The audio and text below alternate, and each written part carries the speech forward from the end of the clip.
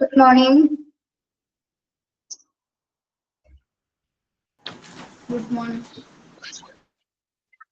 Morning.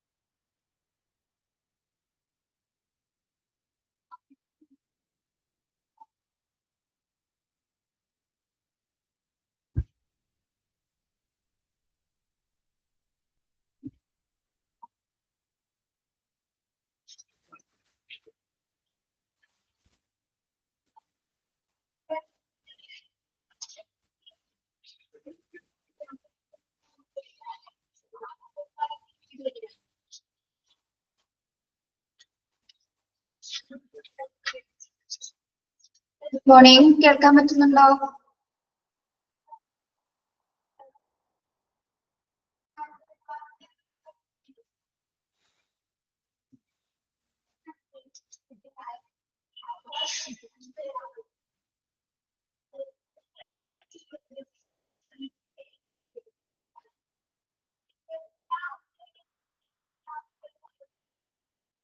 എല്ലാവരും സുഖമായിരിക്കണോ?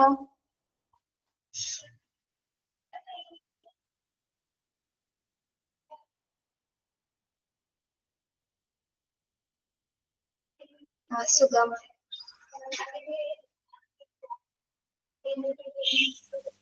അതെ, നടന്നുകൊണ്ടിരിക്കുന്നു കേട്ടോ. ഇല്ല, അടുത്ത ദിവസം പോണം, പോയിട്ടില്ല. മഴയുണ്ട്. നിങ്ങക്ക് മഴയുണ്ടായിരുന്നെന്ന്?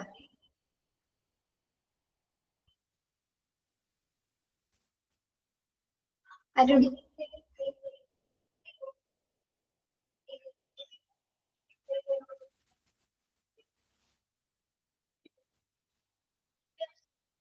ബാങ്കിലാണ്. അതെ, എറണാകുളത്താണ്, ബാങ്കിലാണ്.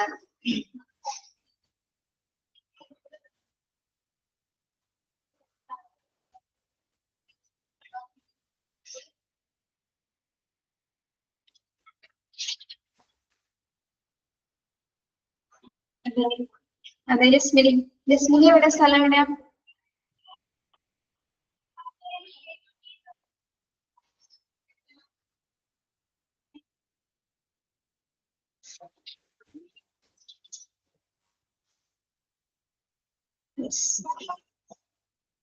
അതെ രൂപി, ഡിസംബർ 15-നാണ്, ഗുരുവായൂർ വെച്ചിട്ടാണ്.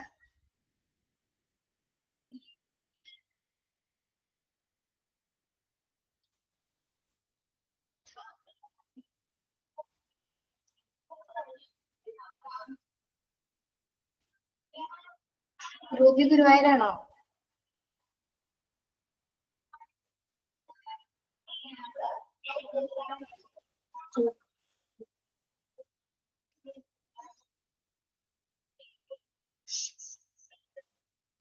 അപ്പൊ മൺഡേയിലത്തെ ക്ലാസ് വന്ദന മിസ് ആയിരിക്കും അവിടെ എടുക്കുന്നത്, എക്സ്റ്റെൻഡ് ചെയ്ത് എടുക്കുന്നത്. എന്റെ മിസ് ലീവായിരിക്കും.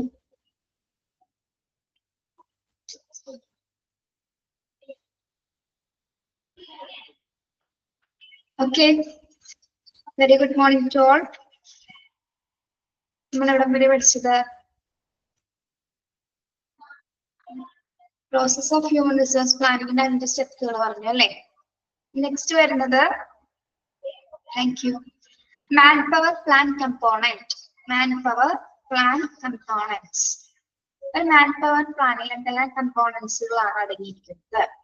എന്തൊക്കെയാണ്? Forecasting, recruitment plan, training and development plan. ഇതൊക്കെയാണ് forecasting, recruitment plan, training and development plan. So the main components of 3 major components of manpower plan.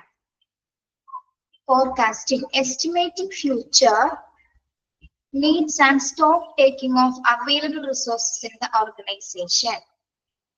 Then estimating future needs and stock taking available resources in the organization.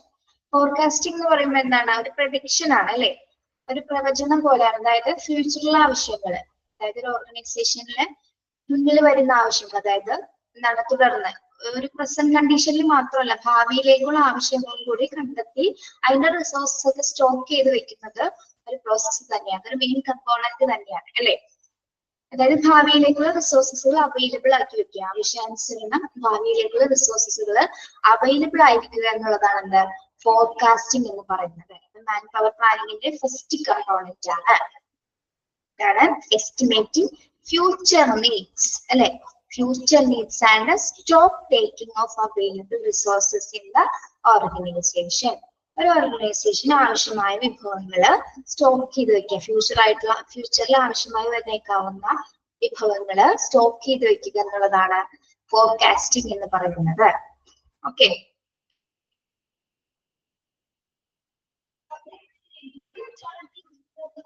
അത് ഈ ആവശ്യങ്ങൾ എങ്ങനെയായിരിക്കും നിർണ്ണയിക്കപ്പെടുന്നത്?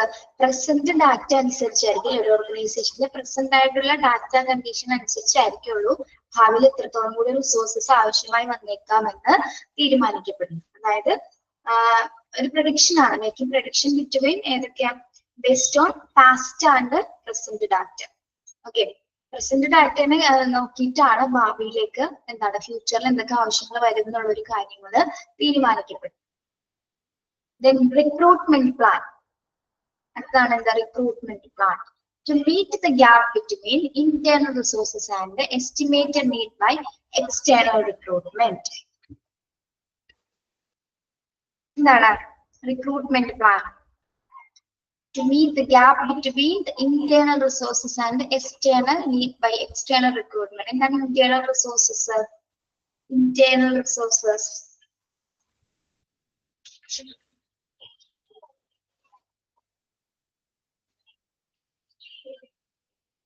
എന്തൊക്കെയായിരിക്കാം internal resources എന്ന് പറയുന്നത്?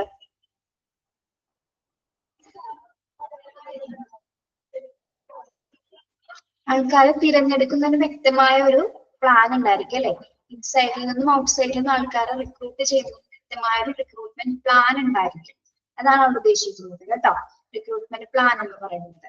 ആദ്യം എന്താണ്, എത്രത്തോളം വിഭവങ്ങൾ ആവശ്യമായി വന്നേക്കാം എന്നുള്ളത് ഒരു പ്രൊഡിക്ഷൻ ഉണ്ടായിരിക്കും. നെക്സ്റ്റ് എന്താണ്, അതിന് വേണ്ടിയിട്ട് ഒരു പ്ലാനിങ് ഉണ്ടായിരിക്കും. റിക്രൂട്ട്മെന്റ് പ്ലാനിങ് എന്ന് പറയുന്നതാണ് ഇന്റേണൽ റിസോഴ്സസ് അതായത് എന്താണ് ബാഹ്യ ഉറവിടം വഴിയിട്ട് തുടർന്നുള്ള ആവശ്യങ്ങൾ, എക്സ്റ്റേണൽ ആയിട്ടുള്ള ആവശ്യങ്ങൾക്കുള്ള റിക്രൂട്ട്മെന്റുകൾ നടത്താം. അങ്ങനെ ഒരു വ്യക്തമായ ഒരു പ്ലാൻ ഉണ്ടാക്കുക, മാൻ പ്ലാൻ കമ്പോണിന്റെ ഒരു വ്യക്തമായ ഒരു പ്ലാൻ ഉണ്ടാക്കുക എന്നാണ് പറയുന്നത് റിക്രൂട്ട്മെന്റ് പ്ലാൻ എന്ന് പറയുന്നത്. Between internal resources and external recruitment, estimated need by external recruitment. Then training and development plan. അടുത്ത കമ്പോണന്റ് ആണ് the training and development plan. To utilize fully the human resources of the organization and to develop the potential resources. എന്താണ് training and development plan എന്ന് പറയുമ്പോൾ to utilize fully and the human resources of the organization.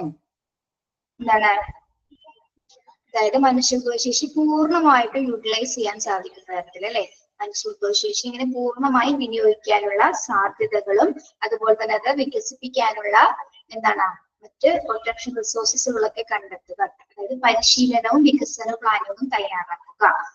Man person അതായത് മനുഷ്യവിഭവങ്ങൾക്ക് കൃത്യമായ പരിശീലനവും അതിന് develop ചെയ്യുന്നതിനുള്ള ഒരു വ്യക്തമായ ഒരു പ്ലാനും തയ്യാറാക്കുക എന്നതാണ് എന്താ, ഇതിനു വേണ്ടിയിട്ട് ആ മനുഷ്യത്വം പൂർണ്ണമായിട്ടും യൂട്ടിലൈസ് ചെയ്യുന്നതിന് വേണ്ടിയിട്ട് അല്ലെ, പൂർണ്ണമായി അവർ ഉപയോഗിക്കുന്നതിന് വേണ്ടിയിട്ടുള്ള ഒരു ട്രെയിനിങ് ആൻഡ് ഡെവലപ്മെന്റ് പ്ലാനുകൾ തയ്യാറാക്കുക എന്നതാണ് മാൻ പവർ പ്ലാനിന്റെ മറ്റൊരു കമ്പോണന്റ് എന്ന് പറയുന്നത്. ഓക്കെ, നിങ്ങള് ഹെഡ് പോയിന്റ്സ് മാത്രം പഠിക്കാൻ ഞാൻ കഴിഞ്ഞ ക്ലാസ്സിലും പറഞ്ഞില്ലേ, ഉള്ളിലുള്ളത് പഠിക്കണ്ട, പോയിന്റ്സുകൾ മാത്രം പഠിച്ചു വെക്കുക. ഓക്കെ,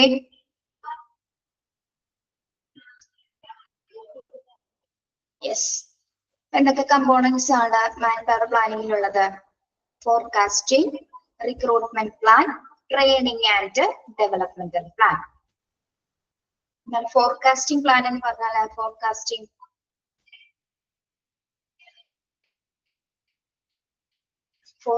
എന്താണ്? Estimating future needs and stock taking of available resources in the organization. അല്ലെ, ഫ്യൂച്ചർ റിസോഴ്സസ് എന്താണ് തയ്യാറാക്കി വെക്കുക, അതിനെ സ്റ്റോക്ക് ചെയ്ത് വെക്കുക, ഫ്യൂച്ചറിലേക്ക് ആവശ്യമായ വിഭവങ്ങൾ. ദെൻ നെക്സ്റ്റ് എന്താണ്, ഒരു റിക്രൂട്ട്മെന്റ് പ്ലാൻ ഉണ്ടായിരിക്കണം അല്ലെ, ഒരു റിക്രൂട്ട്മെന്റ് ആൾക്കാരെ നിയമിക്കുന്നതിനായിട്ട് ഒരു കൃത്യമായ ഒരു റിക്രൂട്ട്മെന്റ് പ്ലാൻ ഉണ്ടായിരിക്കണം. ദെൻ ട്രെയിനിങ് ആൻഡ് ഡെവലപ്മെന്റ്, കൃത്യമായ പരിശീലനം നൽകുന്നതിനും അത് വികസിപ്പിക്കുന്നതിനും ഹ്യൂമൻ റിസോഴ്സസ് പൂർണ്ണമായി യൂട്ടിലൈസ് ചെയ്യുന്നതിന് വേണ്ടിയിട്ടുള്ള ഒരു ട്രെയിനിങ് ആൻഡ് ഡെവലപ്മെന്റ് പ്ലാനും ഉണ്ടായിരിക്കണം.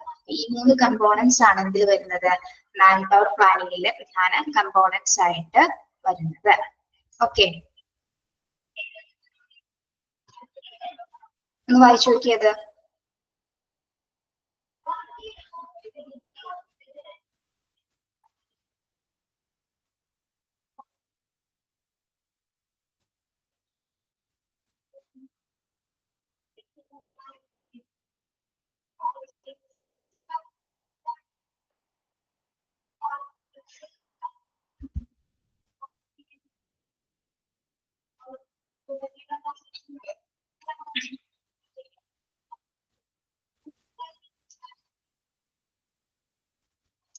വായിച്ചോ?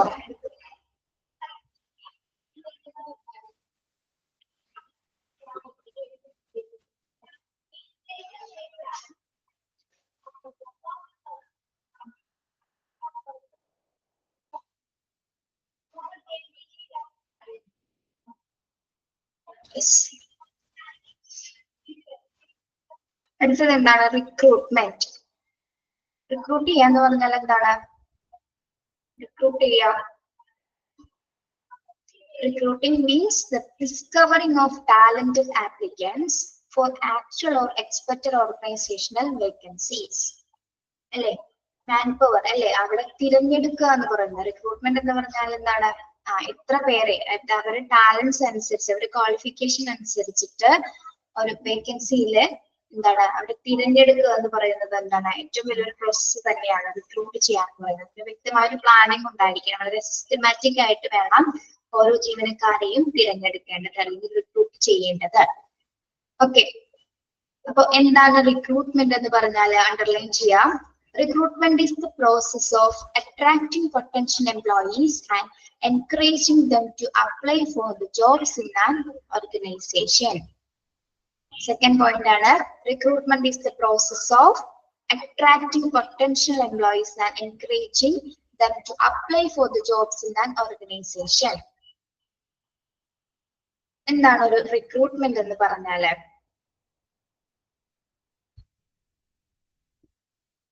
എന്താണ്? Recruitment is a process attracting potential employees. എന്താണ് പൊട്ടൻഷ്യൽ എംപ്ലോയീസ് എന്ന് പറഞ്ഞാല്? ഒരു ക്വാളിഫിക്കേഷൻ അല്ലെ? ക്വാളിഫൈഡ് ആയിട്ടുള്ള എംപ്ലോയീസിനെ തിരഞ്ഞെടുക്കുന്ന ഒരു പ്രക്രിയയാണ്.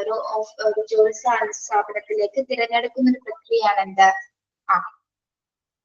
റിക്രൂട്ട്മെന്റ് എന്ന് പറയുന്നത്. അതായത് സാധ്യതയുള്ള ജീവനക്കാരെ, പൊട്ടൻഷ്യൽ എംപ്ലോയീസ് എന്ന് പറഞ്ഞാൽ എന്താണ്? സാധ്യതയുള്ള ജീവനക്കാരെ, ക്വാളിഫൈഡ് ആയിട്ടുള്ള ജീവനക്കാരെ ആകർഷിക്കുകയും ഒരു സ്ഥാപനത്തിലെ ജോലിക്ക് അവരെ അട്രാക്ട് ചെയ്തായിരിക്കും വരുന്നത് അല്ലെ?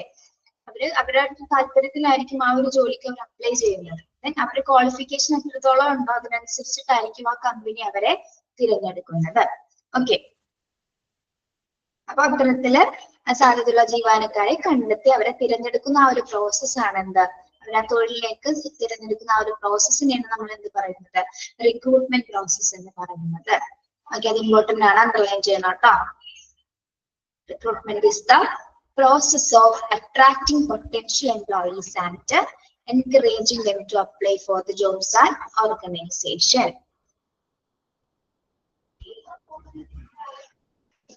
Okay, underline it off.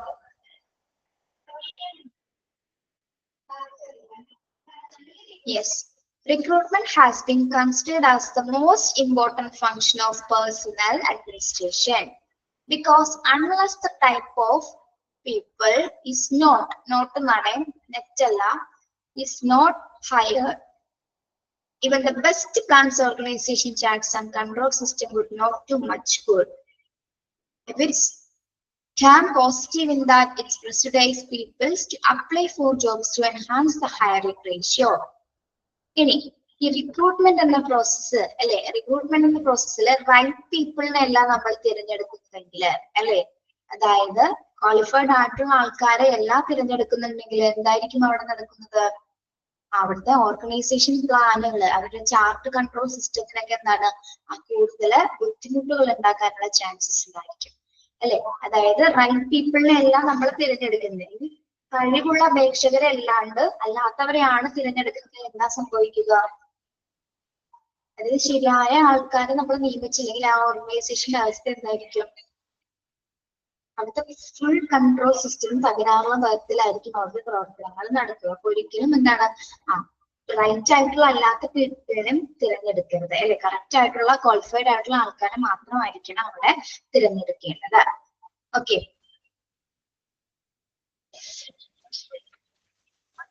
it's often termed positive the persuades people to apply for the job to enhance the hiring ratio. The number of applicants for a job selection, on the other hand, tends to the negative because it refuses a good number of those who apply, leaving only the best to be hired. എന്താണ്?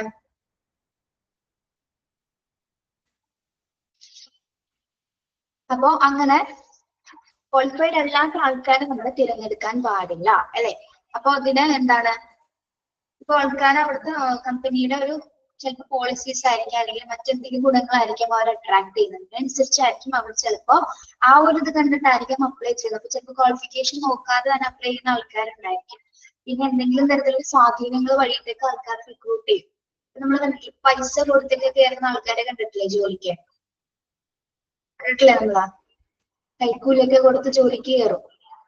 ഇതിലൊക്കെ certificates ഒക്കെ എന്താണ്, colour certificate ഒക്കെ party based അല്ലാതെയൊക്കെ പൈസയൊക്കെ കൊടുത്ത് കയറുന്നവരുണ്ട്. അവർക്ക് എന്താണ് ചിലപ്പോൾ ക്വാളിഫിക്കേഷൻ ഉണ്ടായിരിക്കില്ല. സർട്ടിഫിക്കറ്റ് ഒക്കെ എന്തായിരിക്കും പ്ലാൻ ചെയ്ത് പൈസ കൊടുത്തായിരിക്കും സർട്ടിഫിക്കറ്റ് ഒക്കെ തയ്യാറാക്കിയിരിക്കുന്നത്. അപ്പൊ അങ്ങനെയുള്ളവരൊക്കെ തിരഞ്ഞെടുക്കുകയാണെങ്കിൽ എന്താണ്, ചിലപ്പോൾ അറിയാതെ ഓർഗനൈസേഷൻ തിരഞ്ഞെടുക്കുന്നുണ്ടാവും അല്ലെ. അവർക്ക് അറിയാൻ പറ്റില്ല ചിലപ്പോൾ ഇയാൾ ക്വാളിഫൈഡ് ആയിട്ടുള്ള ആൾക്കാരാണെന്ന് വിചാരിച്ചായിരിക്കും നമ്മൾ എടുക്കുന്നത്. പക്ഷെ അങ്ങനെയൊക്കെ പോയി കഴിഞ്ഞാൽ എന്താണ്, പക്ഷെ ഒരു ജോലി തുടങ്ങി കഴിഞ്ഞ് സ്റ്റാർട്ട് ചെയ്യുമ്പോൾ എന്താണ് ഇവർക്ക് അറിയാനായിട്ട് വളരെ ചെയ്യുന്നത് മുഴുവൻ എന്തായിരിക്കും, അബദ്ധങ്ങളായിരിക്കും. ആ കമ്പനിയുടെ ഏറ്റവും വലിയ ലോസിന് ചിലപ്പോൾ കാരണമാവാനായിട്ട് ഈ ഇത്തരത്തിലുള്ള എംപ്ലോയീസ് ഉണ്ടെങ്കിൽ ആ കമ്പനി അപ്പാടെ തന്നെ തകർന്നു പോകാനുള്ള കാരണമായിരിക്കും. അപ്പൊ അങ്ങനത്തെ ഉള്ള കാര്യങ്ങളും ഈ റിക്രൂട്ട്മെന്റ് സെക്ഷനിൽ നടക്കുന്നുണ്ട്. അപ്പൊ ശരി, ക്വാളിഫൈഡ് ആയിട്ടുള്ള ആൾക്കാരെ കൃത്യമായി തിരഞ്ഞെടുക്കുക എന്ന് പറയുന്നത് ഏറ്റവും വലിയൊരു ബുദ്ധിമുട്ടുള്ള കാര്യം തന്നെയാണ്. ഓക്കെ, ഇത് നമ്മൾ പഠിച്ചിട്ടില്ല, ശരിയായ സ്ഥലത്ത് ശരിയായിട്ടുള്ള അവരെ മാത്രം എംപ്ലോയീസിനെ മാത്രമേ നിയമിക്കാനായിട്ട് പാടുള്ളൂ. അല്ലെങ്കിൽ എന്താണ്, ഓർഗനൈസേഷന് അച്ചീവ് ചെയ്യാനായിട്ട് സാധിക്കില്ല. ഓക്കെ, അവിടെ അത്രയും പറയുന്നുള്ളൂ. നിങ്ങൾ ഈ റിക്രൂട്ട്മെന്റ് എന്താണ് റിക്രൂട്ട്മെന്റ് എന്ന് മാത്രം പഠിച്ചു വെച്ചാൽ മതി കേട്ടോ. Recruitment is the process of attracting potential employees and encouraging them to apply for the jobs in an organization. നിങ്ങൾ അത് മാത്രം പഠിക്കുക കേട്ടോ.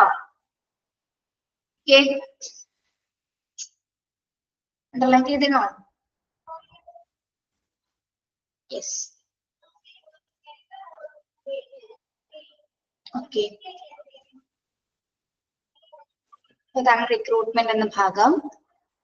Then factors affect recruitment. Next വരുന്നത് എന്താണ്, എന്തൊക്കെ ഫാക്ടേഴ്സ് ആണ് റിക്രൂട്ട്മെന്റിനെ അഫക്ട് ചെയ്യുന്നത്, എന്തൊക്കെയാണ്?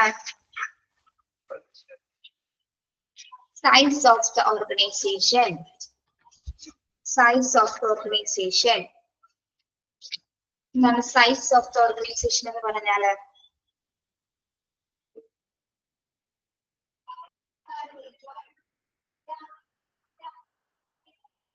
എന്തായിരിക്കും സൈസ് ഓഫ് ദ ഓർഗനൈസേഷൻ?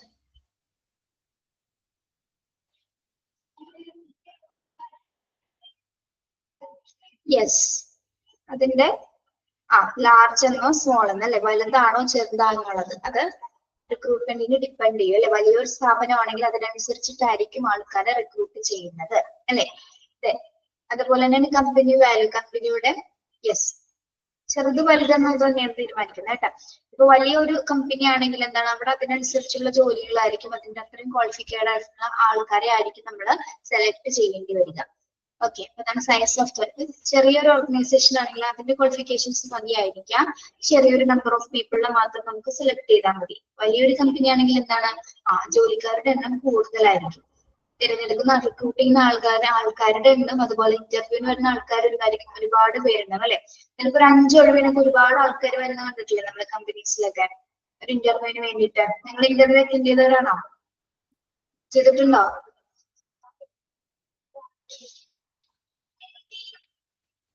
ചിലപ്പോ ഒരു 5 ഒഴിവോ 2 ഒഴിവൊക്കെ ഉണ്ടാവായിരിക്കും, പക്ഷെ ഒരുപാട് ആൾക്കാർ വരും. ചിലപ്പോ കമ്പനി ചിലപ്പോ ഭയങ്കര വലുതായിരിക്കും അല്ലെ, നല്ല ഏറ്റവും പോപ്പുലറൈസ് ആയിട്ടൊരു കമ്പനി ആയിരിക്കും. അപ്പൊ അതിനെ അട്രാക്ട് ചെയ്ത് വരുന്നതാണ് അവർ അല്ലെ. അപ്പൊ 5 ഒഴിവിന് 1,00,000 പേര് ആൾക്കാർ വേണമെങ്കിലും ചിലപ്പോൾ ഇന്റർവ്യൂവിന് വരും. അതുപോലെ തന്നെ സ്മോൾ ഓർഗനൈസേഷൻ ആണെങ്കിൽ അതിനനുസരിച്ച് നമ്പർ ഓഫ് പീപ്പിള് വരും. അപ്പൊ അതിന് അതാണ് പറയുന്നത്, ആ സൈസ് ആണ് അവിടെ ഉദ്ദേശിക്കുന്നത് കേട്ടോ, സൈസ് ഓഫ് ദ ഓർഗനൈസേഷൻ. അങ്ങനെ കമ്പനിയുടെ വലിപ്പം അനുസരിച്ചായിരിക്കും അവിടെ റിക്രൂട്ട്മെന്റ് തിരഞ്ഞെടുക്കുന്നത്. വലിയ കമ്പനികളിലാണെങ്കിൽ എന്താണ്, അതിനനുസരിച്ചിട്ട് ഡിപ്പാർട്ട്മെന്റ്സുകളും പോസ്റ്റുകളും ഉണ്ടായിരിക്കും. അപ്പൊ അതിനനുസരിച്ച് ആൾക്കാരെ തിരഞ്ഞെടുക്കും, എണ്ണം കൂടുതലായിരിക്കും. ഓക്കെ, ഇനി condition of the employment in the community where the organisation is located. അടുത്ത ഫാക്ടർ എന്താണ് റിക്രൂട്ട്മെന്റിൽ? അടുത്ത ഫാക്ടർ എന്താണ്? കമ്പനിയുടെ റൈറ്റ് കണ്ടീഷൻസ് അല്ലെ, അവിടുത്തെ വ്യവസ്ഥിതികൾ എങ്ങനെയാണ്, എന്താണ് തൊഴിൽ വ്യവസ്ഥകൾ എങ്ങനെ, എംപ്ലോയ്മെന്റ് കണ്ടീഷൻസ് അവിടെ എങ്ങനെയാണ് എന്നുള്ളത് ആ റിക്രൂട്ട്മെന്റിനെ റിക്രൂട്ട്മെന്റുമായിട്ട് ബേസ് ചെയ്തിരിക്കും അല്ലെ. Condition of the employment in the community where the organization is located. Okay, തൊഴിൽ വ്യവസ്ഥകളുമായി ബന്ധപ്പെട്ടായിരിക്കാം അവിടുത്തെ റിക്രൂട്ട്മെന്റ് തിരഞ്ഞെടുക്കപ്പെടുന്നത്. ഓക്കെ, അതായത് ഒരു ഓർഗനൈസേഷന് തൊഴിൽ വ്യവസ്ഥകൾ അവിടുത്തെ റൂൾസ് ആൻഡ് റെഗുലേഷൻസ് ആണ് അല്ലെ. അതിനനുസരിച്ചിട്ടായിരിക്കും അവിടെയുള്ള ആൾക്കാരെ റിക്രൂട്ട് ചെയ്ത് തൊഴിലാളികൾ നമ്മളെ റിക്രൂട്ട് ചെയ്യപ്പെടുന്നത്. ഓക്കെ, കണ്ടീഷൻസ് എന്താണ്? വ്യവസ്ഥിതികൾ അല്ലെ, റൂൾസ് ആൻഡ് റെഗുലേഷൻസ് ആണ് ഉദ്ദേശിക്കുന്നത് കേട്ടോ. Then the result of past recruiting efforts which show the organization's capacity to locate and keep good performing people. എന്താണ്? Result of recruiting efforts which show the organization capacity. Organization capacity എന്താണ്? മികച്ച പ്രകടനം കണ്ടെത്തുന്ന ആൾക്കാരെ അല്ലെ, മികച്ച പ്രകടനം കാഴ്ചവെക്കുന്നവരെ കണ്ടെത്തുക അല്ലെ, അങ്ങനെയുള്ള ആൾക്കാരെ ആയിരിക്കണം. അതായത് ചിലപ്പോ പാസ്റ്റ് ആയിട്ടുള്ള മറ്റു നിയമനങ്ങളിൽ നിന്നും ചിലപ്പോ എന്താണ് ആദ്യം സ്വീകരിച്ച ആൾക്കാരുകൾ ഉണ്ടായിരിക്കും. ആദ്യത്തെ നടന്ന നിയമനങ്ങളിൽ ക്വാളിഫൈഡ് ആയിട്ടുള്ള ആൾക്കാരുണ്ടായിരിക്കും. അപ്പൊ പക്ഷെ നമ്പർ ഓഫ് പീപ്പിളുടെ എണ്ണം കൊണ്ട് ചിലപ്പോൾ ആൾക്കാരെ മാറ്റി നിർത്തിയിട്ടുണ്ടായിരിക്കും. അപ്പൊ അങ്ങനെയുള്ളവർക്കൊക്കെ എന്താണ് അങ്ങനെയുള്ളവരെയും കൂടി അവര് മികച്ച പ്രകടനം കാഴ്ചവെക്കുന്നവരായിരിക്കും. അപ്പൊ അങ്ങനെയുള്ളവരെയും കൂടി ആ ഓർഗനൈസേഷന്റെ കപ്പാസിറ്റി അനുസരിച്ചിട്ട് തിരഞ്ഞെടുക്കാനുള്ള സാധ്യതകളുണ്ട്.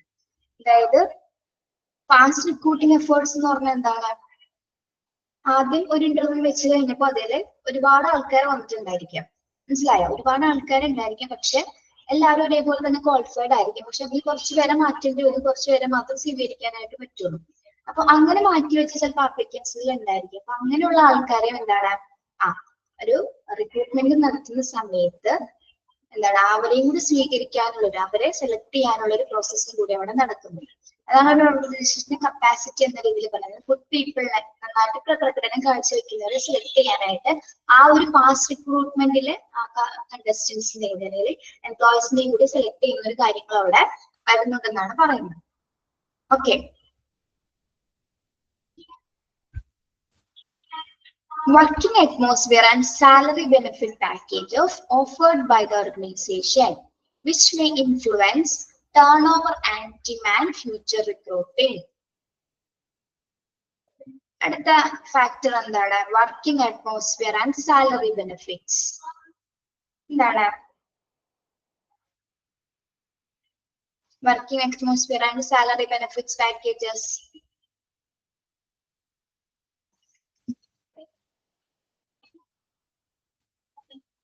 എന്താണ്?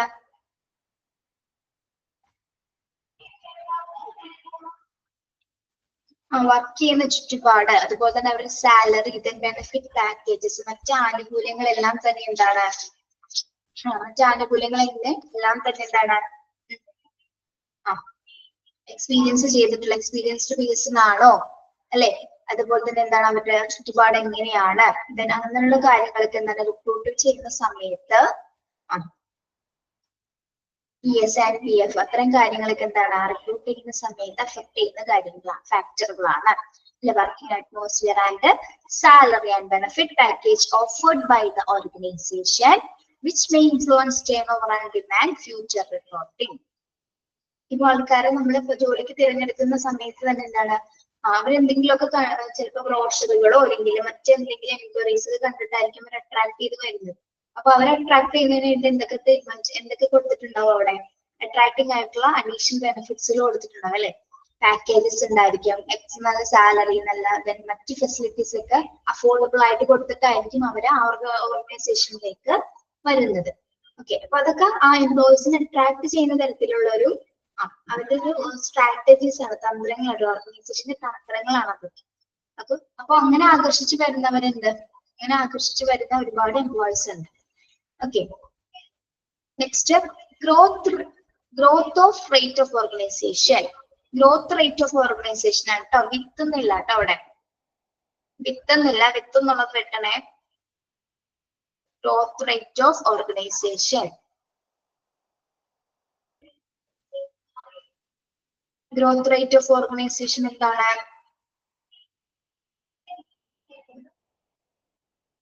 Yes, very good. കമ്പനിയുടെ വളർച്ച അല്ലെ, ആ ഒരു കമ്പനിയുടെ ഒരു ഗ്രോത്ത് എന്താണ്, ആ റിക്രൂട്ട്മെന്റിനെ അഫക്ട് ചെയ്യുന്ന മറ്റൊരു ഫാക്ടർ തന്നെയാണ് അല്ലെ. അപ്പൊ നല്ലത്. ഇപ്പൊ ആദ്യം ഇപ്പൊ ഒരു ഇൻസ്റ്റിറ്റ്യൂട്ടിൽ 3 ടീച്ചേഴ്സ് ഉണ്ടായിരുന്നു. പിന്നീട് പുതിയ കോഴ്സസ് ഒക്കെ വന്നതിന് ശേഷം കുട്ടികൾ ജോയിൻ ചെയ്തു അല്ലെ. ജോയിൻ ചെയ്ത് എന്താണ്, അപ്പൊ കൂടുതൽ കുട്ടികൾ വന്ന സമയത്ത് എന്താണ്, ബാക്കി ടീച്ചേഴ്സിന് ആവശ്യമായി വരും. കോഴ്സസ് അവൈലബിൾ ആവുന്ന സമയത്ത് ടീച്ചേഴ്സിന് ആവശ്യമായി വരും. അപ്പൊ എന്താണ്, organisation develop step by step ആയിട്ട് എന്താണ് ഡെവലപ്പ് ചെയ്തുകൊണ്ടിരിക്കുകയാണ്. ഓക്കെ. അപ്പൊ ഗ്രോത്ത് ഓഫ് ഓർഗനൈസേഷൻ എന്ന് പറഞ്ഞാൽ എന്താണ്, ആദ്യം ചെറുതിൽ നിന്നായിരിക്കും തുടങ്ങുന്നത്, പിന്നീട് അങ്ങോട്ട് ഡെവലപ്മെന്റ്സുകൾ ഇങ്ങനെ ഉണ്ടായിക്കൊണ്ടിരിക്കും. ഓക്കെ. അപ്പൊ അത് റിക്രൂട്ട്മെന്റിന് അഫക്ട് ചെയ്യുന്ന മറ്റൊരു ഫാക്ടർ കൂടിയാണ് എന്ത്, ഗ്രോത്ത് റേറ്റ് ഓഫ് ഓർഗനൈസേഷൻ എന്ന് പറയുന്നത്. ഓർഗനൈസേഷന്റെ വളർച്ച അല്ലെങ്കിൽ വലുപ്പം എന്ന് പറയുന്നത്. Then level of seasonality. The level of seasonality of your operations and future expansion and production programs. Level of seasonality of operations. എന്തായിരിക്കും സീസണാലിറ്റി? എക്സാമ്പിൾ പറഞ്ഞാൽ നമുക്ക് മനസ്സിലാവുള്ളൂ. ഇപ്പൊ നമ്മള് ഒരു കമ്പനിയാണ്, ആ കമ്പനിയിൽ വർക്ക് നടക്കുകയാണ്. സീസണാലിറ്റി ഓഫ് ഓപ്പറേഷൻസ് എന്ന് പറയുമ്പോൾ എന്താണ്, സീസണാലിറ്റി, സീസൺ ബേസ്ഡ് ആയിട്ടുള്ള ഓപ്പറേഷൻ എന്ന് പറയുന്നത് എന്താണ്, ഇപ്പൊ ഓണം, ക്രിസ്മസ്, നമ്മളിപ്പോ ഒരു ടെക്സ്റ്റൈൽ ഷോപ്പ് നോക്കാം അല്ലെ. ഓണം ക്രിസ്മസ് ഒക്കെ വരുന്ന സമയത്ത് എന്താണ്, അവിടെ എംപ്ലോയീസിന്റെ എണ്ണം കുറവാണെങ്കിൽ അവിടുത്തെ അവർക്ക് അവിടെ ഒരുപാട് മാനേജ് ചെയ്യാനായിട്ട് സാധിക്കില്ല. അപ്പൊ എന്താണ്, അവിടെ എംപ്ലോയീസിന് കൂടുതലായിട്ട് ആവശ്യം വരുന്നുണ്ട് അല്ലെ. ഓരോ സീസൺ അനുസരിച്ച്, ഓരോ ഫെസ്റ്റിവൽ സീസൺ അനുസരിച്ചിട്ട് നമുക്ക്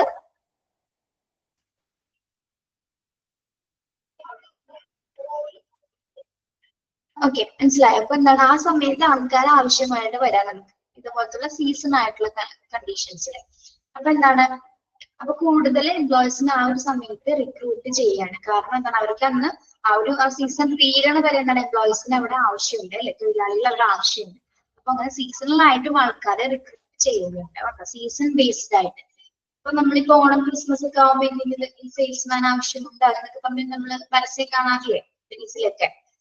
അതിന് വേണ്ടിയിട്ടാണത്. അപ്പൊ തിരക്ക് കൂടുന്ന സമയത്തായിരിക്കും ആവശ്യമായി വരുന്നത്, എംപ്ലോയീസിന് ഇങ്ങനെയുള്ള കമ്പനീസിലൊക്കെ അല്ലെങ്കിൽ ടെക്സ്റ്റൈൽ ഷോപ്പിലൊക്കെ ആവശ്യമായി വരുന്നത്. ഓക്കെ, ആ എക്സാമ്പിൾ കൊണ്ട് മനസ്സിലായോ അത്? അതാണ് ലെവൽ ഓഫ് സീസണാലിറ്റി എന്ന് പറയുന്നത് കേട്ടോ. Seasonality of operations and future expansion and production programmes. Okay, പിന്നെന്താണ്, cultural, economic and legal factors. റിക്രൂട്ട്മെന്റിനെ അഫക്ട് ചെയ്യുന്ന മറ്റു 3 ഫാക്ടേഴ്സുകൾ കൂടിയാണ് എന്ത്, culture, economic and legal factors. എന്താണ്, സംസ്കാരം, സാമ്പത്തികം ആൻഡ് എന്താണ് നിയമഘടകങ്ങൾ മുതലായ ഫാക്ടേഴ്സുകളും ഒരു റിക്രൂട്ട്മെന്റിനെ എന്താണ് അഫക്ട് ചെയ്യപ്പെടുന്നുണ്ട്. കൾച്ചറൽ ബേസ്ഡ് ആയിട്ടുള്ള കുറെ കാര്യങ്ങൾ ഉണ്ടായിരിക്കാം, ഇക്കണോമിക് ബേസ്ഡ് ആയിട്ടുള്ള കാര്യങ്ങൾ ഉണ്ടായിരിക്കാം അല്ലെ. ദെൻ നിയമം മറ്റ് ലീഗൽ ഫാക്ടേഴ്സ് ഒക്കെ എന്താണ്, ഒരു തിരഞ്ഞെടുക്കൽ പ്രക്രിയ, റിക്രൂട്ട്മെന്റ് പ്രക്രിയയെ സ്വാധീനിക്കുന്ന ഘടകങ്ങളിൽ പെടുന്നവയാണ്. ഓക്കെ, അപ്പൊ എന്തൊക്കെയാണ്, what are the factors affecting recruitments? എന്തൊക്കെ ഫാക്ടേഴ്സുകളാണ്? Size of the organization, conditions of employment, organization capacity, keep good performing people അല്ലെ, right condition of employees. Yes, very good. പിന്നെ എന്താണ്, working atmosphere and salary and benefit package offered by the organization. Then growth rate of organization, level of seasonality operations and future expansion and production programs. Then cultural and economic and legal factors, etc. ഇത്തരം ഫാക്ടേഴ്സുകളാണ് ഒരു റിക്രൂട്ട്മെന്റിനെ അല്ലെങ്കിൽ തിരഞ്ഞെടുക്കൽ പ്രക്രിയയെ സ്വാധീനിക്കുന്ന പ്രധാന ഘടകങ്ങളിൽ ഉൾപ്പെടുന്നത്. ഈ 7 എണ്ണത്തിൽ ഏതെങ്കിലും സംശയമുണ്ടോ?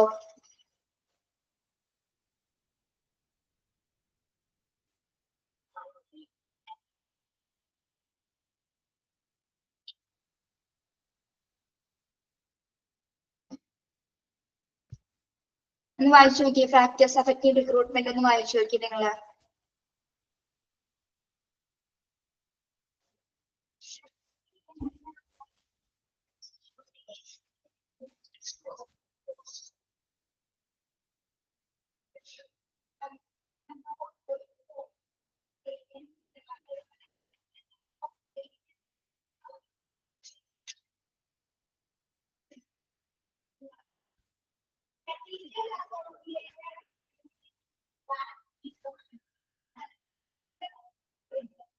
Okay, fourth point എന്താണ്? Working atmosphere and salary and benefit packages.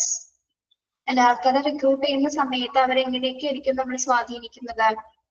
Salary, benefit പാക്കേജസുകളൊക്കെ അനുസരിച്ചിട്ട് അതൊക്കെ കണ്ടിട്ട് അത് അട്രാക്ട് ചെയ്തിട്ടായിരിക്കും എംപ്ലോയീസ് ആ ഒരു ജോലിക്ക്, ആ ജോലി സ്ഥലത്തേക്ക് ആകർഷിച്ചു വരുന്നത്. ഓക്കെ, അപ്പൊ അതൊരു എന്താണ് റിക്രൂട്ട്മെന്റിനെ അഫക്ട് ചെയ്ത ഒരു ഫാക്ടറാണ്. അപ്പൊ ഒരുപാട് ആൾക്കാരെ അങ്ങനെ നമുക്ക് അട്രാക്ട് ചെയ്ത് ആ ഓർഗനൈസേഷനിലേക്ക് കൊണ്ടുവരാനായിട്ട് സാധിക്കും.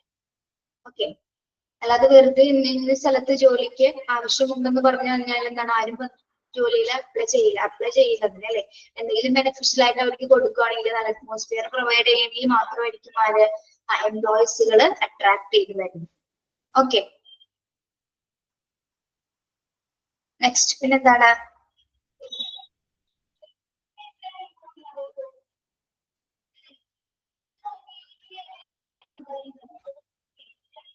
പിന്നെന്താണ് മൂന്നാമത്തെ പോയിന്റ് വെച്ചാൽ മികച്ച പ്രകടനം കണ്ടെത്തുന്ന ആൾക്കാരെ തിരഞ്ഞെടുക്കുക എന്നുള്ളതാണ് ഏറ്റവും വലിയൊരു ഫാക്ടർ. ഒരു റിക്രൂട്ട്മെന്റിൽ ഏറ്റവും ഫേസ് ചെയ്യുന്ന ഒരു ബുദ്ധിമുട്ട്. മികച്ച പ്രകടനം കണ്ടെത്താൻ ഗുഡ് പെർഫോമൻസ് കാഴ്ചവെക്കുന്ന പിള്ളേരെ അല്ലെങ്കിൽ തൊഴിലാളികളെ കണ്ടെത്തുക എന്ന് പറയുന്നത് എന്താണ്, അത് ഏറ്റവും ഭയങ്കര ഡിഫിക്കൽട്ട് ആയിട്ടുള്ള കാര്യമാണ്. അപ്പൊ പാസ്റ്റ് റിക്രൂട്ട്മെന്റ്സിൽ സെലക്ട് ചെയ്ത് വെച്ച കുറച്ച് പേരുണ്ടായിരിക്കും ക്വാളിഫൈഡ് ആയിട്ടുള്ള. അപ്പൊ അങ്ങനെയുള്ള ആൾക്കാരെയും കൂടി എന്താണ് ഈ റിക്രൂട്ട്മെന്റ്സ് ചെയ്യുന്ന സമയത്ത് അവരെയും കൂടി ചിലപ്പോൾ ഇതിലേക്ക് കൊണ്ടുവരാനായിട്ടുള്ളൊരു ശ്രമം ഉണ്ടായിരിക്കും. ഓക്കെ, അങ്ങനെയാണ് അവിടെ ഉദ്ദേശിക്കുന്നത്. ദെൻ ഫിഫ്ത്ത് പോയിന്റ് സംശയം ഉണ്ടോ?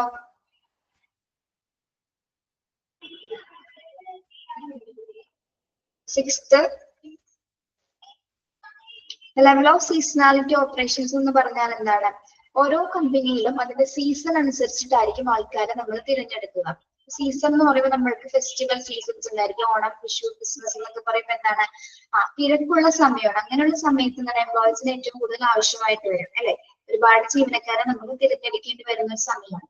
അപ്പൊ ആ ഒരു സമയത്ത് എന്താണ്, അപ്പൊ സീസൺ ബേസ്ഡ് ആയിട്ട് കുറെ ആൾക്കാരെ കൂടി നമ്മൾ തിരഞ്ഞെടുക്കുന്നു എന്നുള്ളതാണ് അവിടെ ഉദ്ദേശിക്കുന്നത് കേട്ടോ. Season based.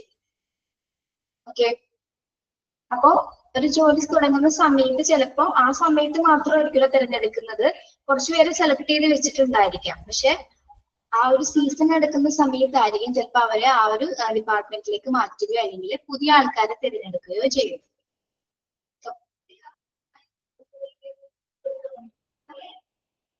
ഇനിയുണ്ടോ സംശയം ഉണ്ടോ? Factors affecting recruitment.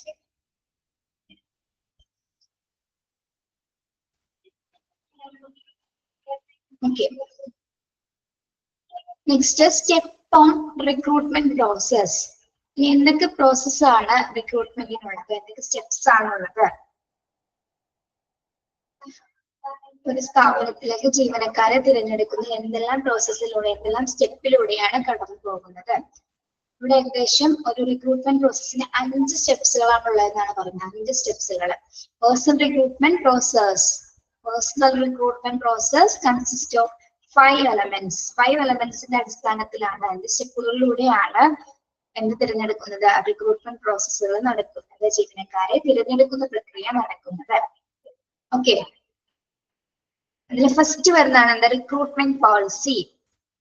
Recruitment policy തിരഞ്ഞെടുക്കുന്നതിന് ഒരു പോളിസി, ഒരു നയം ഉണ്ടായിരിക്കും അല്ലെ. അതിൽ കുറച്ച് റൂൾസ് ആൻഡ് റെഗുലേഷൻസ് തീരുമാനിച്ചിട്ടുണ്ടായിരിക്കും. അതിന്റെ അടിസ്ഥാനത്തിലായിരിക്കും ആൾക്കാരെ നിയമിക്കുന്നത്. അപ്പൊ നിങ്ങൾ എന്താണ് നോട്ട് ചെയ്യേണ്ടത്? A recruitment policies declaration on have you higher എന്ന് കഴിഞ്ഞിട്ട് അവിടെ വരെ അണ്ടർലൈൻ ചെയ്യാം. ഫസ്റ്റ് ലൈൻ അണ്ടർലൈൻ ചെയ്യാം. ചെയ്തോ?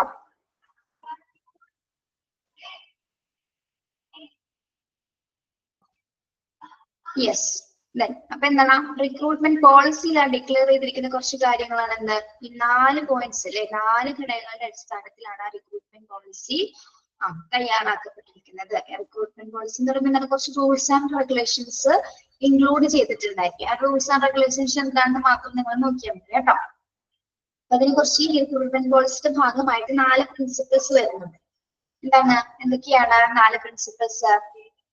To select and employ the best qualified person for a job, for each job, to employ the best and most promising of those hired, To offer favorable opportunities for lifetime working careers. To provide programmers and facilities for personal growth on the job. അപ്പോൾ recruitment പോളിസിയിൽ 4 principles എന്തൊക്കെയാണ്? To select and employ the best qualified persons for each job. മികച്ച യോഗ്യതയുള്ളവരെ തിരഞ്ഞെടുക്കുക എന്നതാണ് എന്താ recruitment പോളിസിയുടെ first principle എന്ന് പറയുന്നത്. മികച്ച ക്വാളിഫിക്കേഷൻസ് ഉള്ളത്, മികച്ച യോഗ്യരായുള്ളവരെ മാത്രം തിരഞ്ഞെടുക്കുക എന്നുള്ളതാണ് എന്താ റിക്രൂട്ട്മെന്റ് പോളിസിയുടെ ഫസ്റ്റ് പ്രിൻസിപ്പിളിൽ വരുന്നത്. ഓക്കെ ആണോ? എന്താണ്? To select and employ the best qualified persons for each job. കേൾക്കുന്നില്ലേ? തിരഞ്ഞെടുക്കൽ പോളിസിയുടെ നയത്തിന്റെ ഫസ്റ്റ് പ്രിൻസിപ്പിൾ തത്വം എന്ന് പറയുന്നത് എന്താണ്?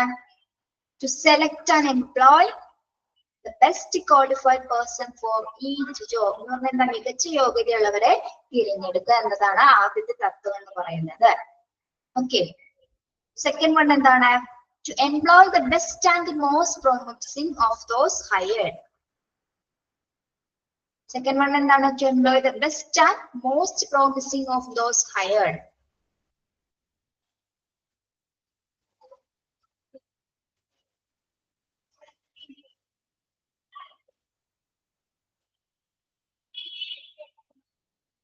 എന്താണ് രണ്ടാമത്തെ point? Best and most promising of those hired.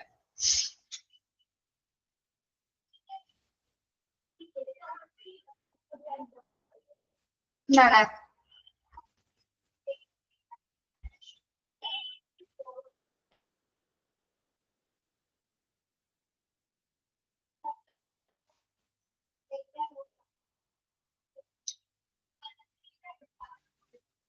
ഏറ്റവും മികച്ച വാഗ്ദാനങ്ങളുള്ള ജോലിക്കാരെ തിരഞ്ഞെടുക്കുക എന്നുള്ളത്. അതായത് പ്രോമിസിങ്, മോസ്റ്റ് പ്രോമിസിംഗ് എന്ന് പറഞ്ഞാൽ എന്താണ്? ബെസ്റ്റ് ആൻഡ് പ്രോമിസിംഗ് ആയ എംപ്ലോയീസ്. ബെസ്റ്റ് ആൻഡ് പ്രോമിസിംഗ് ആയ എംപ്ലോയീസ് എന്ന് പറയുമ്പോൾ എന്തായിരിക്കും? ബെസ്റ്റ് ആൻഡ് പ്രോമിസിംഗ് മികച്ച, ശരിക്കും പറഞ്ഞാൽ എന്താണ്? ഏറ്റവും ബെസ്റ്റ് ആയിട്ടുള്ള ആൾക്കാരെ നിയമിക്കുക എന്നുള്ളത് തന്നെ കേട്ടോ. ഏറ്റവും മികച്ച കഴിവുള്ള ആൾക്കാർ, മികച്ചതുമായിട്ടുള്ള കഴിവുള്ള ആൾക്കാരെ തിരഞ്ഞെടുക്കുക എന്നുള്ളത് തന്നെയാണ് അവിടെ ഉദ്ദേശിക്കുന്നത് കേട്ടോ. അത് മാത്രമല്ല എന്താണ്? എന്തെങ്കിലും വാഗ്ദാനങ്ങൾ, അതായത് പ്രോമിസിങ്. എന്തൊക്കെ പ്രോമിസിങ് ആയിരിക്കാം? Promising, yes, very good. Active ആയിട്ടുള്ള ബെസ്റ്റ് പെർഫോമൻസിനെ തിരഞ്ഞെടുക്കുക എന്നുള്ളതാണ് എന്ത് ആ പോളിസിയുടെ രണ്ടാമത്തെ തത്വം എന്ന് പറയുന്നത് അല്ലെ. ആക്റ്റീവ് ആയിട്ടുള്ള പേഴ്സൺസിനെ അല്ലെ, വളരെ അതായത് ഇങ്ങനെ എല്ലാ കാര്യങ്ങളും ബെസ്റ്റ് ആയിട്ട് പെർഫോം ചെയ്യുന്ന ആൾക്കാരെ തിരഞ്ഞെടുക്കുക എന്നുള്ളതാണ് എന്ത് റിക്രൂട്ട്മെന്റ് പോളിസിയുടെ രണ്ടാമത്തെ തത്വങ്ങളിൽ ഉൾപ്പെടുന്നത്. തേർഡ് പ്രിൻസിപ്പിൾ എന്താണ്? To offer favorable opportunities for lifetime working careers. To offer favorable opportunity for lifetime working careers. എന്താണ്? അവർക്ക് എങ്ങനെയുള്ള അവസരങ്ങളാണ് കൊടുക്കേണ്ടത്? ഫേവറബിൾ ആയിട്ടുള്ള ഓപ്പർച്യൂണിറ്റീസ് അല്ലെ. അതായത് ലൈഫ് ടൈമിലായിട്ട് നല്ല രീതിയിലുള്ള അവരുടെ വർക്കിംഗ് കരിയേഴ്സ് മെച്ചപ്പെടുത്തുന്നതിനുള്ള ഫേവറബിൾ ആയിട്ടുള്ള അവസരങ്ങളാണ് അല്ലെ. അവർക്ക് താല്പര്യമുള്ള തരത്തിലുള്ള അവസരങ്ങളായിരിക്കണം റിക്രൂട്ട്മെന്റ് പോളിസിയിൽ ഉൾപ്പെടുത്തേണ്ടത്. To offer favorable opportunities for lifetime working careers. അവരുടെ കരിയേഴ്സ് മെച്ചപ്പെടുത്തുന്നതിനായിട്ട് അല്ലെ, അവരുടെ ജോലി മെച്ചപ്പെടുത്തുന്നതിനായിട്ട് അവർക്ക് ഫേവറബിൾ ആയിട്ടുള്ള ഓപ്പർച്യൂണിറ്റീസ്. എന്തൊക്കെയാണ് ഫേവറബിൾ ഓപ്പർച്യൂണിറ്റീസ് വരുന്നത്? എന്തായിരിക്കും ഫേവറബിൾ ഓപ്പർച്യൂണിറ്റീസ്? ഒരു കമ്പനിയിൽ വർക്ക് ചെയ്യുന്ന വർക്കേഴ്സിന്റെ അവർക്ക് എന്തെല്ലാം ഫേവറബിൾ ഓപ്പർച്യൂണിറ്റീസ് കൊടുക്കാം? ബെനഫിറ്റ്സ് കൊടുക്കാം, മറ്റു ഫെസിലിറ്റീസ് കൊടുക്കാം. അബ്രോഡിലേക്ക് അല്ലെ, മറ്റ് അബ്രോഡിലേക്കൊക്കെ അവർക്ക് എന്താണ് ഭാവിയിലേക്ക് ചിലർ തിരഞ്ഞെടുക്കുന്ന സമയത്ത് ഇന്ന വർഷം കഴിയുന്ന സമയത്ത് നിങ്ങളെ എങ്ങോട്ട് ട്രാൻസ്ഫർ ചെയ്യും അബ്രോഡിലേക്ക് അല്ലെ, വിദേശത്തേക്കുള്ള അവസരം പ്രൊവൈഡ് ചെയ്യും അല്ലെ. ദെൻ ബെറ്റർ ഫെസിലിറ്റീസ്, കുറച്ചും കൂടി നല്ല രീതിയിലുള്ള ഒരു കരിയർ അപ്ഗ്രേഷൻ കൊടുക്കുന്ന തരത്തിലുള്ള കുറച്ച് കാര്യങ്ങൾ ഇങ്ങനെ ഫേവറബിൾ ആയിട്ട് അവസരങ്ങൾ കൊടുക്കും. ഇന്ന ഇത്ര വർഷത്തിനുള്ളിൽ നിങ്ങളെ ഇന്ന സ്ഥലത്തേക്ക് ട്രാൻസ്ഫർ ചെയ്യും അല്ലെ. അങ്ങനെയൊക്കെ സുഹൃത്തുക്കളെ കുറച്ച് കാര്യങ്ങൾ ഉൾപ്പെടുത്തി കൊടുക്കുകയാണെങ്കിൽ എന്താണ് ചിലപ്പോ അതില് അവിടെ ചോദ്യം ചെയ്യാൻ വരുന്ന എംപ്ലോയീസ് അത് അട്രാക്ട് ചെയ്യപ്പെടും അല്ലെ. അപ്പൊ അവർക്ക് എന്താണ് അവർക്ക് ലൈഫ് ടൈം അച്ചീവ് ചെയ്യാനുള്ള ഒരു കാര്യം അവിടെ കിട്ടി അല്ലെ. ഓക്കെ, അപ്പൊ അങ്ങനെ ആകർഷിച്ചു വരുന്ന അങ്ങനെ കുറച്ച് റെഗുലേഷൻസ് ഒക്കെ അതിൽ ഉൾപ്പെടുത്തിയിട്ടുണ്ടാവും. എന്തിനു വേണ്ടിയിട്ടാണ് മെയിൻ അട്രാക്ഷൻ എന്താണ് എംപ്ലോയീസിനെ സെലക്ട് ചെയ്യുക എന്നുള്ള ഒരു പ്രോസസ് തന്നെയാണ്. To offer favorable opportunities for lifetime working careers. Okay, yes, very good Savita. Promotions കൊടുക്കുക അല്ലെ, അത് തന്നെയാണ് എന്താ പ്രമോഷൻസ് കൊടുക്കുക എന്ന് പറയുന്നത്.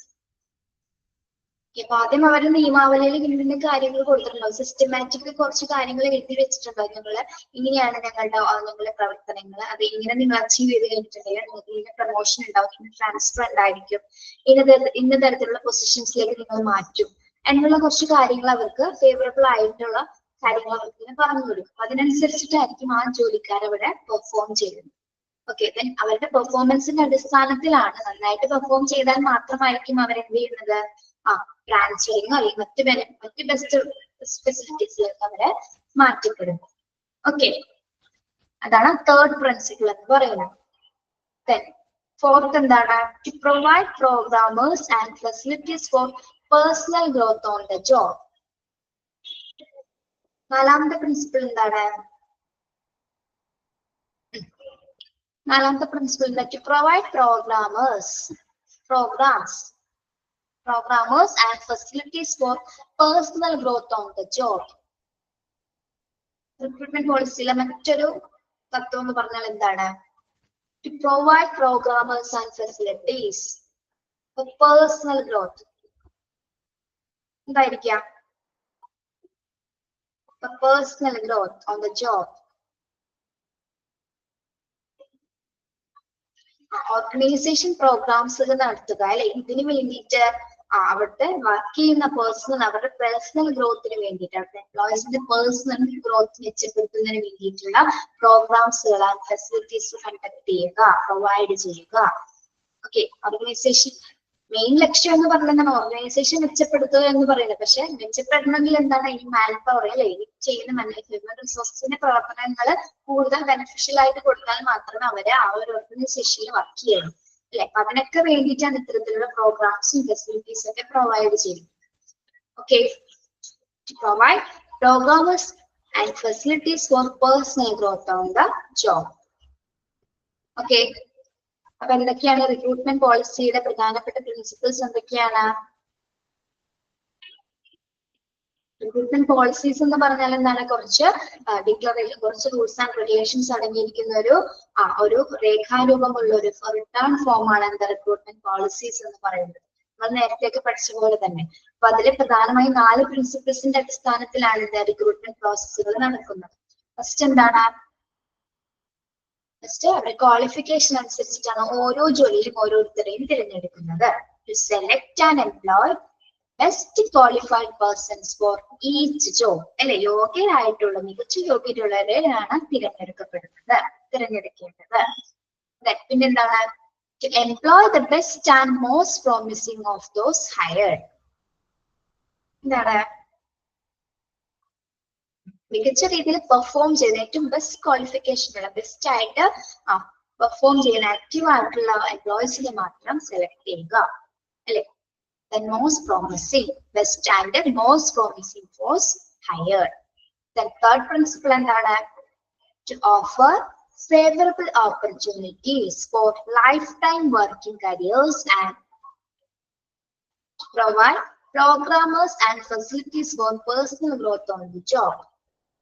ഫേവറബിൾ ആയിട്ടുള്ള ഓപ്പർച്യൂണിറ്റീസ് കൊടുക്കുക അല്ലെ, ലൈഫ് ടൈം വർക്ക് കരിയേഴ്സ് ഒക്കെ അച്ചീവ് ചെയ്യുന്നതിനായിട്ട് ഫേവറബിൾ ആയിട്ടുള്ള ഓപ്പർച്യൂണിറ്റീസ് കൊടുക്കുക. Then provide facilities and programmes provide ചെയ്യുന്നതിന് വേണ്ടിയിട്ട് പേഴ്സണൽ ഗ്രോത്ത് ഇംപ്രൂവ് ചെയ്യുന്നതിന് വേണ്ടിയിട്ടുള്ള പ്രോഗ്രാംസുകളും ഫെസിലിറ്റീസ് ഒക്കെ പ്രൊവൈഡ് ചെയ്യുക. ഓക്കെ, ഇത്തരം കാര്യങ്ങളാണ് ഇതിൽ വരുന്നത്. റിക്രൂട്ട്മെന്റ് പോളിസിയിലെ 4 പ്രിൻസിപ്പിൾസ് എന്ന് പറയുന്നത്. Employer to set general principles. Recruitment പോളിസിയുടെ ഈ 4 പ്രിൻസിപ്പിൾസ് ഇമ്പോർട്ടന്റ് ആണ്, അത് പഠിക്കണം കേട്ടോ. ഇത് മാത്രം പഠിച്ചാൽ മതി, നിങ്ങൾ പ്രിൻസിപ്പിൾസ് മാത്രം പഠിച്ചാൽ മതി.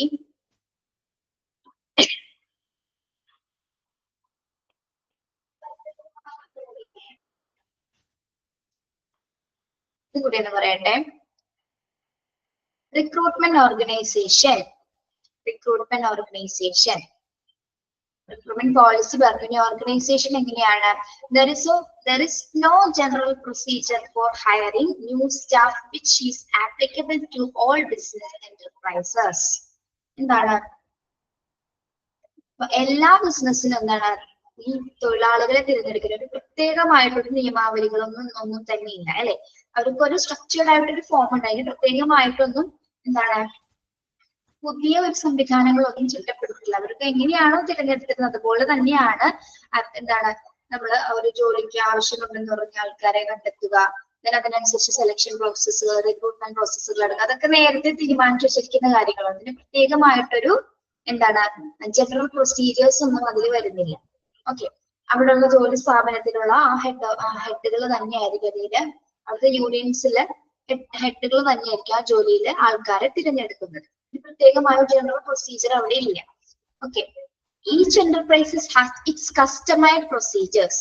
ഓരോ ഓർഗനൈസേഷനും എന്താണ് പലതരത്തിലായിരിക്കും ആൾക്കാരെ തിരഞ്ഞെടുക്കുന്നത് അല്ലെ. എല്ലാവരും ഒരേ സ്ട്രക്ചറിലായിരിക്കില്ല അല്ലെ, ഒരേ സ്ട്രക്ചറിലായിരിക്കും. ഓരോ ഓർഗനൈസേഷന് ഓരോ കമ്പനിക്ക് അതിൻ്റെതായ ലക്ഷ്യങ്ങൾ ഉണ്ടായിരിക്കും അല്ലെ. ഏതൊക്കെ രീതിയിൽ ആൾക്കാരെ തിരഞ്ഞെടുക്കുന്നത് അവരുടെ ലക്ഷ്യങ്ങളാണ്. അവരുടെ ജോലി എങ്ങനെയാണ് അതിനനുസരിച്ചിട്ടായിരിക്കും അവര് ആൾക്കാരെ തിരഞ്ഞെടുക്കുന്നത്. ഓക്കെ, അതായത് ഓരോ എന്റർപ്രൈസസിനും അവരുടേതായ ഇഷ്ടാനുസരണങ്ങളുണ്ട്. അവരുടെ ഓർഗനൈസേഷനിൽ, അവരുടെ സ്വന്തം കമ്പനിയിൽ. അപ്പൊ അവർക്ക് അവരുടേതായ ഇഷ്ടത്തിലായിരിക്കും എന്താ ആൾക്കാരെ തിരഞ്ഞെടുക്കുന്നത്, ജീവനക്കാരെ അപ്പോയിന്റ്മെന്റ് ചെയ്യപ്പെടും.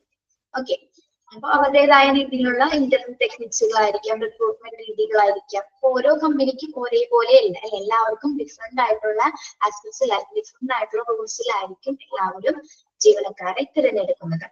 പ്രൈവറ്റ് കമ്പനീസിന്റെ കാര്യമായിട്ടോ നമ്മൾ പറയുന്നത്, പ്രൈവറ്റ് കമ്പനീസിന്റെ കാര്യം. ഓക്കെ,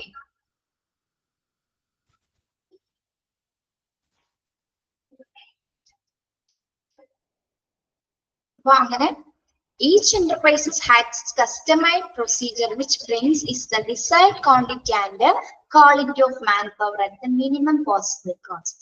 അപ്പൊ എങ്ങനെയായിരിക്കും ആൾക്കാരെ തിരഞ്ഞെടുക്കുന്നത്? മാൻപവർ എങ്ങനെ തിരഞ്ഞെടുക്കും? desired quantity and quality of manpower at the minimum possible cost. എന്താണ്? അതായത് സാധ്യമായ ഏറ്റവും ചിലവ് കുറഞ്ഞ രീതിയിൽ ക്വാളിഫൈഡ് ആയിട്ടുള്ള ആൾക്കാരെ കൃത്യമായിട്ട് മിനിമം പോസിബിൾ ആയിട്ടുള്ള ഒരു കോസ്റ്റിൽ ആൾക്കാരെ തിരഞ്ഞെടുക്കപ്പെടുന്നു. ഓക്കെ, അപ്പൊ അതിന് പ്രത്യേകമായ ഒരു ഓർഗനൈസേഷൻ സ്ട്രക്ചർ ഇല്ല, ജനറൽ പ്രൊസീജിയേഴ്സ് ഇല്ല. ഓരോ ഓർഗനൈസേഷനും വ്യത്യസ്തമാണ്. അപ്പൊ വ്യത്യസ്തമായിട്ടുള്ള രീതിയിലായിരിക്കും അവിടെ ആൾക്കാരെ തിരഞ്ഞെടുക്കപ്പെടുന്നത്. ഓക്കെ, ഓരോ ജോലി സ്ഥാപനത്തിനും ഓരോരോ ഉദ്ദേശങ്ങളും ഓരോരോ വർക്കുകളല്ലേ. അപ്പൊ അതിനനുസരിച്ചിട്ടായിരിക്കും അവിടെ ജീവനക്കാരെ തിരഞ്ഞെടുക്കപ്പെടുന്നത്. ഓക്കെ,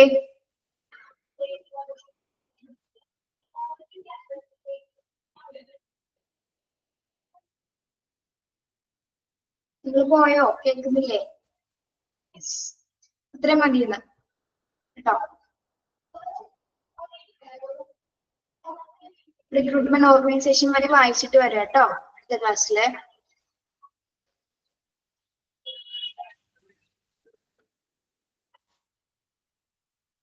ഓക്കെ, വേറെ എന്തെങ്കിലും പറയാനുണ്ടോ?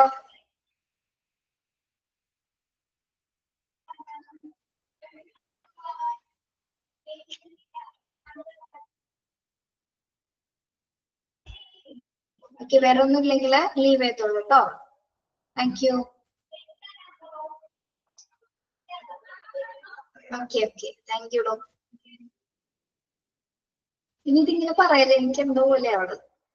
നിങ്ങൾ ഒരു പ്രാവശ്യം വിഷ് ചെയ്തല്ലേ, മതി.